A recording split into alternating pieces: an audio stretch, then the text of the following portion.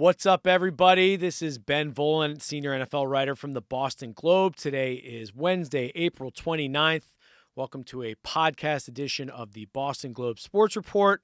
My goal today, I'm flying solo in the studio. I want to talk everything Patriots and NFL Draft that's not Mike Vrabel related. We've talked about that story plenty on various podcasts. We have a lot of articles up online.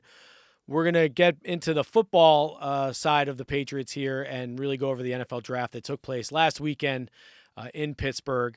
Let's start with the Patriots. My overall take is, I like their draft, not because I have any idea if any of these players are going to pan out. Let's admit it. None of us really know which players are going to pan out, but I like the Patriots' plan of attack, especially in the first 2 days. They came away with 3 picks in the top 100. They didn't have great draft capital coming in with the 31st pick in each round, no additional picks. But I like that Eliott Wolfe was aggressive and identified specific players at specific positions and went up and got them.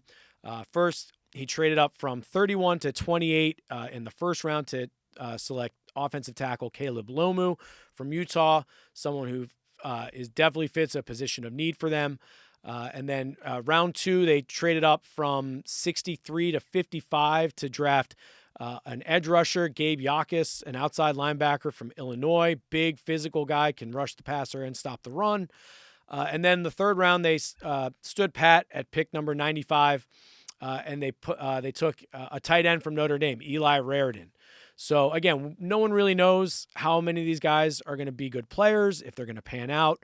Chances are maybe only 1 out of the 3 will be a really solid starter for the Patriots. But I like how they had a plan of attack. I like how there were no outwardly obvious signs of dysfunction for the Patriots. It's not like there was a story of them getting, jumped over by a team for a pick, or that there was a lot of consternation. They got caught, snoozing and didn't know who to pick. They had a clear plan. They went out and they capitalized and got players that they had targeted. Specifically at offensive tackle, I had heard from a couple NFL executives before the draft that really there were like 6, maybe 7 offensive tackles in this draft, and then there was a steep drop-off. Well, if you go back and look at the first round, there were 6 offensive tackles taken between picks 9 and 21. So they were flying off the board quickly. There was 1 tackle left, Caleb Lomu. Eliott Wolfe sitting there worrying, is this guy going to come off the board? Maybe not worrying, but is this guy going to come off the board? He's got 10 picks to go till he gets to the Patriots at 31. Finally, they reached the latter half of the 20s. Eliott Wolfe got aggressive, said, you know what, we want this kid. We're going to trade up from 31 to 28, and they got the 7th and last tackle, and then after that, there's a big drop-off. So, again, can he play? We're not so sure yet about Caleb Lomu. He is probably more of a developmental prospect. You hear he needs to put on some weight. 2-year starter at Utah, but still very young. But I'd like that Eliott Wolfe recognized that the offensive tackles were going fast. They probably have a need at the position, not immediately because, Will Campbell's locked in on the left and Morgan Moses on the right, but they do have a need there, and they went out and got Caleb Lomu. My second big takeaway, though, from the draft is that, boy, I really do think they put Will Campbell on notice with this first-round pick. Look, the facts of the matter are, or let's go back. Yes, Will Campbell hurt his knee. He tore his MCL during the season, came back after a 4-week injured reserve stint, and he was, I'm sure, not 100%. For the playoff run. So, the Patriots, Vrabel and Eliott Wolfe have both said they didn't think he had enough, leg strength because of the injury, but they believe in him. They believe in Will Campbell as the left tackle moving forward. That's great. Here are the facts of the matter. Will Campbell did have a terrible postseason run. It wasn't just the Super Bowl. It was the entire postseason. He played really poorly. Will Campbell does have short arms. He does not have prototypical left tackle size and measurements. He is more of a guard or maybe a right tackle. And then the fact of the matter is the Patriots traded up to draft a kid who is a prototypical left tackle in Caleb Lomu. Now, again, I know Eliott Wolfe said that Lomu could play right tackle. He has some versatility there. Morgan Moses is 35 years old, so obviously Lomu could be the pick, the starting right tackle next year. Still, they traded up for a kid who's only played left tackle. He's got prototypical left tackle size. He's 6'7", 315 pounds with room to put on more weight. He's an athletic, kind of a power forward type of build, similar to like Colton Miller for the Raiders, or more locally here, more similar to like Nate Solder, who manned left tackle for several years here in New England. Caleb Lomu has only played left tackle, and he's got the prototypical size for it. So I don't think it's a move that's going to happen right away. I talked to one GM who thinks that Lomu is a developmental guy, needs some time to put on some weight, but he definitely has left tackle size, left tackle feet. He's got good footwork, and he, just kind of fits the position a lot better than Will Campbell does, who could very easily switch over to right tackle and be Morgan Moses' successor, or maybe play interior at guard at some point. So I don't think the Patriots are willing to give up right away on Will Campbell. I think they view him as the week 1 starter at left tackle, but I think he has been put on notice, and I think they are kind of counting on Caleb Lomu eventually being the left tackle and Will Campbell slotting in somewhere else. And he still might be an excellent offensive lineman, 10-year starter for the Patriots. Still, you don't want to use your number 4 pick on a left tackle. You certainly don't want to use back-to-back first-round picks on the same position. That usually is an indication that you're not thrilled with the first guy that you drafted there. So Will Campbell's going to get his shot, but I definitely think the Patriots put him on notice in the first round of the NFL draft. Gabe Yakas, the second-round pick, he seems to fit the part. 6'4", 260 pounds, cut from marble, it looks like. Everyone raves about him. He was like a 4-year starter at Illinois, started over 40 games there. Has a Patriots connection. He worked with Joe Kim, who's a martial arts expert, and came to New England in 2019, has a longstanding relationship with Belichick, and he has worked with pass rushers to help them with their hand fighting and their one-on-one combat. So Gabe Yakas has worked with Joe Kim. I reached out to Joe, and he said, not only is he obviously a great pass rusher and one-on-one fighter. Yakas has a wrestling background, but he said he was always in the film room at 6 a.m, always working out, like really a hard worker, and no one that ever had to be motivated. So sounds like he's going to be a perfect Patriot in that sense. And then I spoke to a GM who really liked the third-round pick of Eli Raridon. That's another one where the tight ends were flying off the board in the second and third round. Eliott Wolfe is sitting there kind of helplessly at pick 95. You only have so many picks. You can only fill so many positions. They got the offensive lineman. They got the pass rusher with the first 2 picks.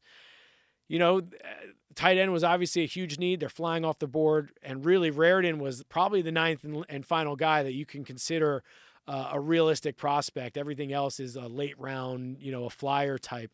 And so Eliott was patient, but got a solid player who I think can come in right away and help with blocking, and is 6'6", 260 pounds. So you should be able to throw him jump balls or get him involved in the passing game. Like I said, I spoke to a rival GM who really liked that pick, thinks Raridon has the potential to be a real solid player. So, I'll say it one more time. We don't really know how these players are going to how they're going to end up in the NFL, whether they can play. But I like the Patriots' approach here in the draft, and it seemed very logical, and there were no outward signs of dysfunction. So let's talk real quick. 2 other stories, kind of some league-wide trends that I noticed during the draft. One is the kind of the death of the small school draft pick, which is kind of sad. And I think a lot of it has to do with the new NIL rules and the kind of free agency that's hit college football. Anyone that succeeds now at a lower level of college football is getting poached by these larger programs, and you're seeing that in the draft. I went and looked back. There was one first-round pick who did not play for a Power 4 conference. I think the 27th pick, cornerback Chris Johnson, went to San Diego State. And then in the first 3 rounds, the top 100 picks, there were 3 small schools represented. Toledo had a pick, and Georgia State had a pick. And then on day 3, when there were 157 picks, only 12 of them came from small schools.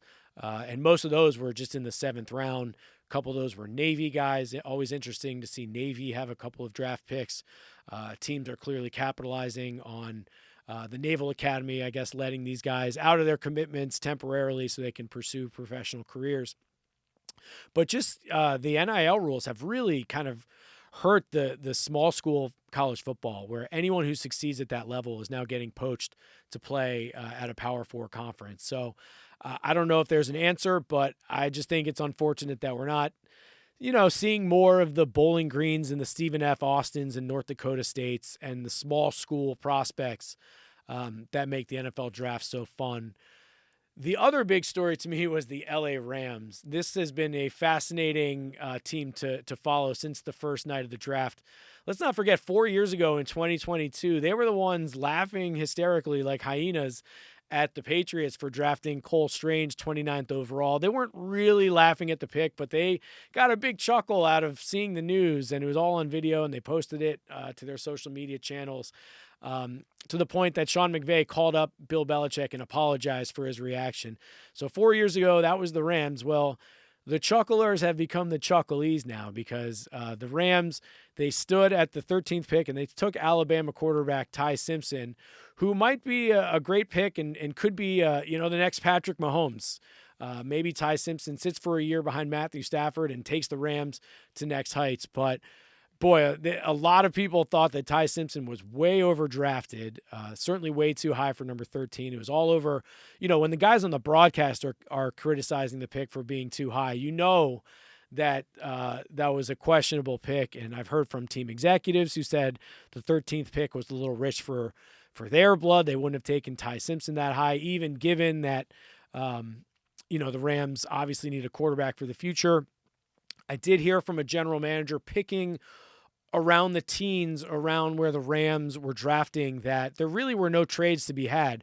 And if you look at the night, I think only three of the top 25 picks were traded on that Thursday night. There was not much movements.